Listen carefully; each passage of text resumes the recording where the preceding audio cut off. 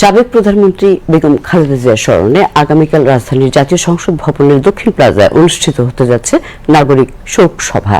নাগরিক সমাজের উদ্যোগে আয়োজিত এই শোক সভাকে মর্যাদাপূর্ণ ও সম্মানজনক স্মরণানুষ্ঠান বলে উল্লেখ করেছেন আয়োজকরা। আজ রাজধানীর কৃষিবিদ ইনস্টিটিউটে আয়োজিত এক সংবাদ সম্মেলনে অনুষ্ঠানের বিভিন্ন দিক তুলে ধরেন আয়োজকরা।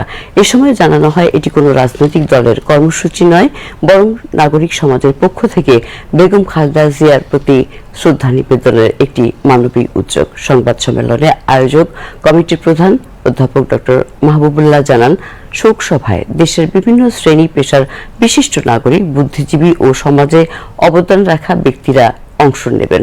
দেশের সকল রাজনৈতিক দলকে এতে আমন্ত্রণ জানানো হলেও কোনো দলের প্রতিনিধি বক্তব্য রাখবেন না। নাগরিক শোক সভার সভাপতিত্ব করবেন সাবেক প্রধান বিচারপতি সৈয়দ JR মুদাসসির হোসেন। শোক সভায় বেগম খালেদা জিয়ার পরিবারের সদস্যরা উপস্থিত থাকবেন বলে নিশ্চিত করেছেন আয়োজকরা। এছাড়া বিদেশি মিশনের উল্লেখযোগ্য প্রতিনিধিরাও এতে অংশ নেবেন।